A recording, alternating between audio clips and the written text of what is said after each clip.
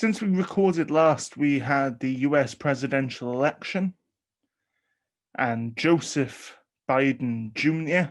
and his running mate Kamala Harris defeated Donald Trump and Mike Pence. Of course, the election's not yet settled. Donald Trump has filed suit at the time that I'm recording this in multiple states.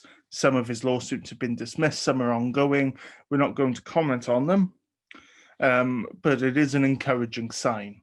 And in particular, it is very, very encouraging to see the fact that Kamala Harris, the first woman, the first African American, the first South Asian American, has secured the votes necessary, it seems, to be in the second highest office in the land. It's a milestone many members of her communities have dreamed of for years. It truly shows that anything is possible. Part of the Biden-Harris victory can be attributed to the president's handling of the COVID-19 pandemic, which continues to rage, unfortunately, with more than 1 million people having lost their lives. As delighted as I am about the Biden-Harris ticket winning the election, I'm deeply saddened by the tremendous loss of life the world over. And with so many suffering both directly because of COVID and its effects, and those who are going without treatment for other diseases that they have, it's a terrible thing. It's a horrible thing. England has just entered a lockdown as of last week, whereas Wales has just been released out of a firebreak lockdown. But I don't want to gloat about that, because a lockdown is not an easy thing to endure, as we all experienced. Lockdown is punishing for people mentally, physically, emotionally. It's a state, it's obviously a physical state, but it's also a state of mind. It's a state of being, as the name suggests, locked down, locked in. And it's wrong to gloat. So many people across the world, so much of this crisis, they felt that in ways that they probably never expected to. Ladies and gentlemen, welcome to Why Is This a Podcast? The great Miss Raquel Cruz. Raquel, lovely to see you. Thank you for being here. Hi, Kerean. Thank you for having me. Raquel, it's lovely to see you. You're obviously originally from Spain. You're currently in Cardiff. I should say, in the interest of full disclosure, Raquel and I work together at Hadaris and BCMC. Hadaris and BCMC are not associated with Why Is This a Podcast? I need to make that very clear. But Spain versus the UK. How would you rate their performances in terms of handling the pandemic? That's a difficult question. Well, I could say that this is just obviously an opinion, but in terms of educating people about the importance of following the rules, about the importance of how important is wearing the mask everywhere and so on, I think Spain did much better. Me and everyone else, I think. I mean, what I see is that Spanish people have it much more internalized. Obviously, it's mandatory to wear a mask everywhere, even in the streets. So obviously, they internalize it better, also because it was mandatory. To me, it was kind of shocking, like a joke, that we were in the middle of a pandemic. Still 5 months after the pandemic started, and here in the UK we still could go to indoors to do food shopping, and no one were wearing masks. So, for example, on that, I think the UK haven't handled it very well. I get, In terms, yeah, I get, because I get you there, because the guidance on mask wearing in the UK, but obviously you experienced it in both Spain and yeah, actually, UK. this Why summer, I asked you to compare, the UK is very, the guidance on mask wearing yeah. was it wasn't coherent. No, when I went this summer to Spain, I went back there for holiday to see the family. Finally, I could.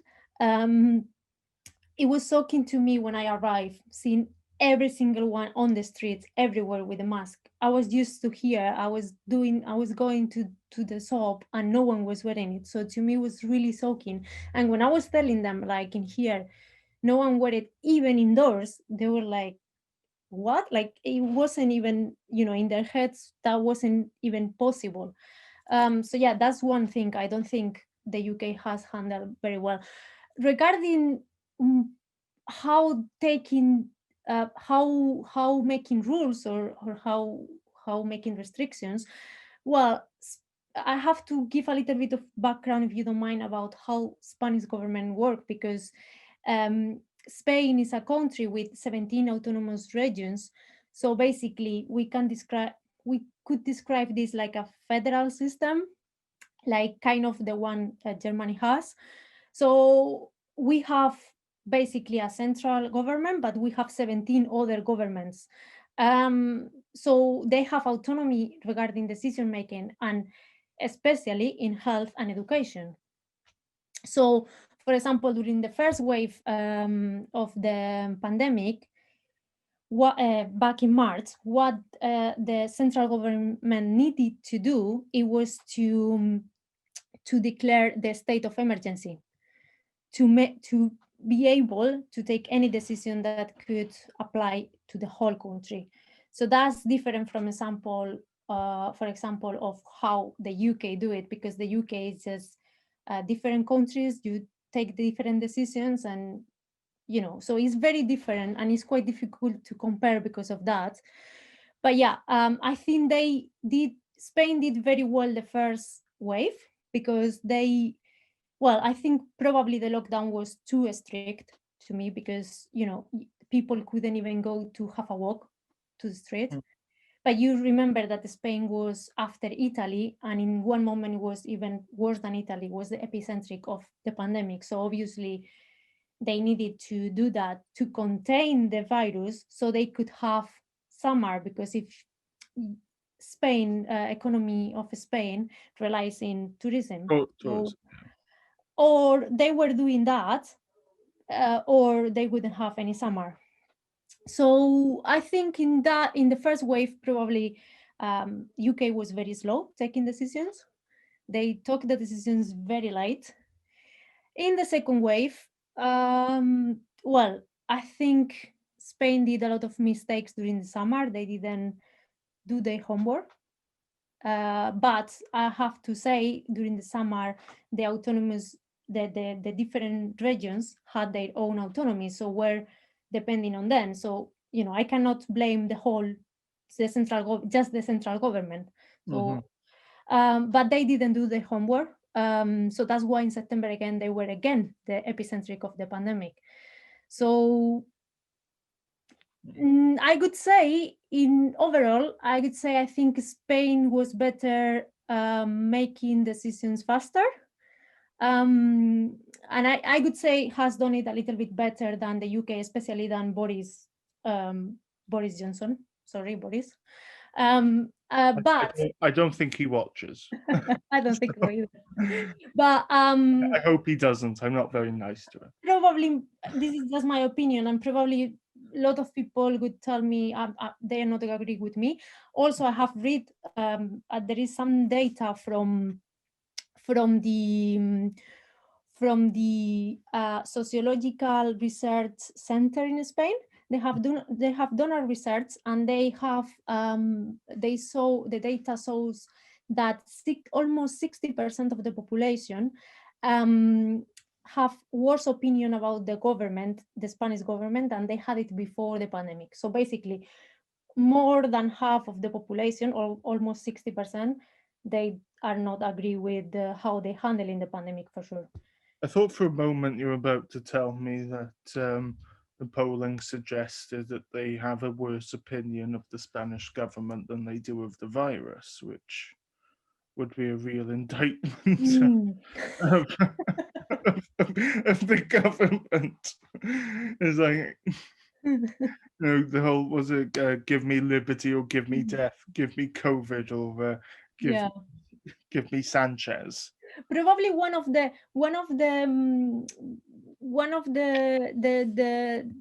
decisions that the UK took before, like like better, or yeah, before Spain. Spain is being very slow taking it. It's about making quarantine people or something to make sure that people who come from outside, they do quarantine or something now. And this is like kind of breaking news. Breaking news. Don't you have any sound of breaking news? Because I'm giving you breaking news right now. So from today, Spanish government has said that everyone who will arrive to Spain will need to present a negative PCR test to be able to enter to Spain. That's from today. So And, breaking news. and today is the 11th of November, Exactly. Wednesday. That's the date that we're recording this. So that's the breaking news that won't be breaking news when this is published. Um, Exactly. So that, but I gave it to you. I gave the breaking news. thank you for that. I appreciate having the breaking news. Our viewers, because we need to edit this afterwards. How does Spain compare to the rest of Europe? Oh God. Well, Please don't go through the countries one by one. no, I won't. But I have to say, uh, Spain is within, in terms of dead people, Spain is within the 5 countries that report more deaths. Those include also United Kingdom, which I believe is the first one. In terms of total cases, again, obviously the same 5 countries who are ahead, the cases are ahead, the deaths are ahead the cases, which the 5 countries are, if I'm not mistaken, United Kingdom, Italy, France, Spain, and Russia. Um, and but I have to say, in terms of new cases per day now, Spain is doing much better, well, better than the UK and Italy. Italy is now, I think, is back to where they were kind of in the peak of their first wave, which is very sad. Again, to see Italy like that, and UK is not doing much better. So, Absolutely. yeah. I mean, it's on a serious note, it's obviously it's easy to have kind of like to make jokes about like competition between the countries, but ultimately, these aren't, well, these are statistics, but statistics denote Exactly. people. Yeah. The Sadly. death toll, I would Mm, say, in particular, denotes not just the person who has lost their life, but their families, their loved exactly. ones. Exactly. So because I think that what's easy to kind of miss during COVID and all of this, when we have to think about things in sort of practical and clinical terms, Mm, um, is that as indiscriminate as COVID-19 is, you can get it no matter the color of your skin, what language you speak, who you love, what religion you um, worship, or if you don't worship one at all, is the fact that COVID, as universal as it is so horribly human Yeah. in its impact, and that's not talked about enough. I think that you actually covered question 3 quite well, which was about the errors made by health authorities in Spain. Yeah, Uh, probably the main error was also, I could say, in Madrid, in the community of Madrid. mhm. I say they didn't do their homework, but the worst one was, in my opinion, because of what I see, what I read, Madrid. Because, but it's not just now, because the government of Madrid is being for so many years cutting off in public health. So now we see the consequences. So basically, he Madrid government is been reducing on doctors, on nurses, on resources, um, and okay, in the first wave, then you didn't have enough to cover, so then the intensive care collapsed and everything. But then which we've seen across the world over. Mhm. Yeah, but ha- But Spanish healthcare, Spanish healthcare, and especially Madrid one, so many years ago, one of the best ones, but they started cutting off, and that consequences you can see them now. But okay, they had, I could understand they got under surprise by surprise in the first wave, but you have the summer to put all the resources to try to prevent the second wave. So which the also, lockdowns are for. yeah, tracing, tracking. They Mhm. didn't put enough tracking. Like Madrid is the capital, is the community that have more people living there. It has the biggest airport, one of the biggest in Europe. So you need tracking. You need more than anyone else, and you did have the list. So I think that was a big mistake, and now they're paying for it in the second wave. Yeah, I mean, and that's for me what COVID is. What I find instructive by COVID um, is the fact that it's exposed, or at the very least, I'd say highlighted, Mm, the countries whose health systems were there. And I don't think any country's health system was fully there, like no. 100%. No country um, was 100% prepared for this pandemic. And whether they should have been or not, Mm, that's a conversation for a different day. But the fact that the virus could overwhelm the world so quickly, it highlighted the countries whose response was swift and effective, and the countries who weren't. I mean, in the UK, for example, it was like a headless chicken fest. Um, it really. I'm hoping, to be quite honest with you, I'm really hoping, as morbid as it is, to kind of have a silver lining mm, in the pandemic. I'm hoping that the silver lining will be we understand going forward why it's important to communicate about public health responsibly, yeah. to properly fund the public health system, and to work together as countries. And I do, because I'm going to let you go in just a couple of moments. Got a couple of questions, well, about 2 questions left for you. Because we were talking about communications, and I mentioned, of Mhm. course, that you have a background in journalism. I know you currently work as a communication specialist in public health. How how's the journalism industry, the media, um, the communication specialists? How are they doing during the pandemic? In Spain, I It obviously it depends on which media, but I think in general, if you really want good information, you can easily find it. For example, RTVE or El País doing an excellent coverage still. RTVE, for example, has a section in their website called Coronavirus Data, where you can find every single data per autonomous regions, European level, worldwide level. Same with El País, which its section 8 calls coronavirus crisis. Again, you can find everything you want.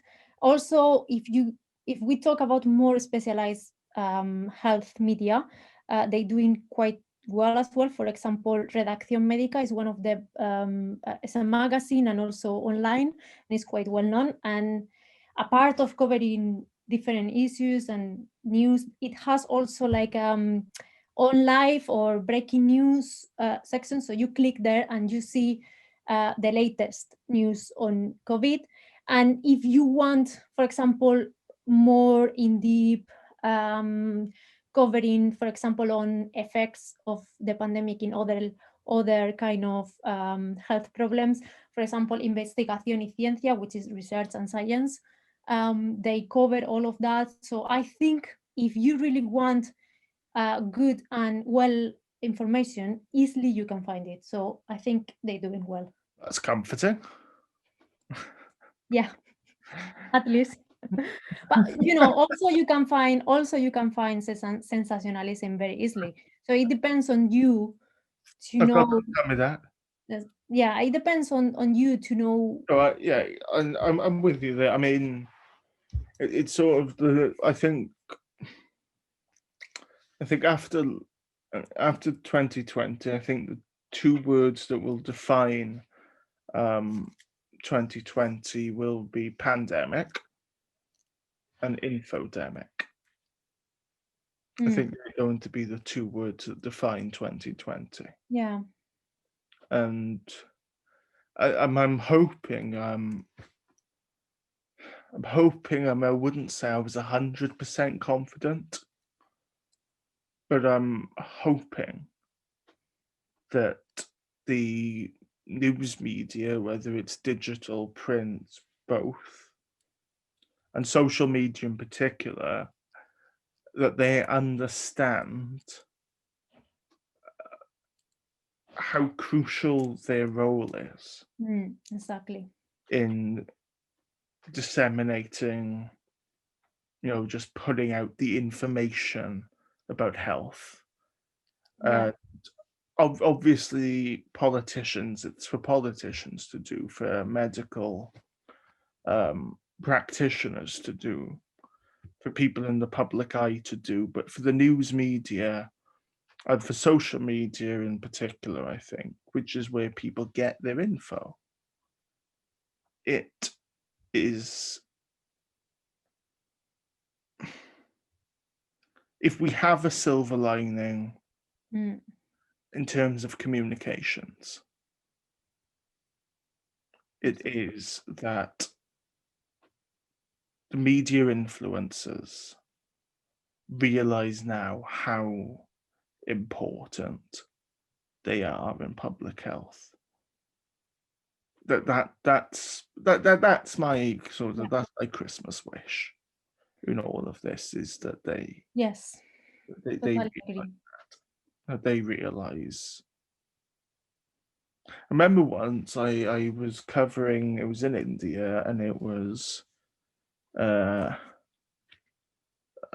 article I wrote about, I think it was headlined "Fake News Making Indians Sicker." And I just remember, I've never been able to forget it. It said, it was a WhatsApp post that was going around. I think it said, "Black bras stop women from getting breast cancer." And it was just an anecdote that I put into the article that I found from, just from some desk research. And I'm there thinking, how many people see this and think it's true? Yeah. I see it in my Facebook feed, and people sharing stuff about. And sometimes it's easy for you to laugh about it. Sometimes it's easy for you to, think, oh, those idiots. And then you remember for every post about someone thinking if they inject bleach, Yes. there's a person who will read them like Exactly. that, do it and die. Exactly. So I Yeah. hope that this is the takeaway for the media. I hope so too. I'm glad you agree. I do. Raquel, it's always lovely to talk to you. You too. Hope you come back. I hope you weren't. Sure. I enjoy it. Thank you very much for having me. I hope you weren't put off by my hard-hitting questions and my brow-beating demeanor. And No, they weren't so difficult. You started with the most difficult one, as always. don't tell them that.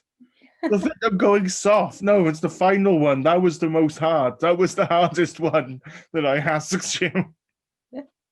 I spent the interview coaxing you into a state of unease so I could catch you at your most vulnerable.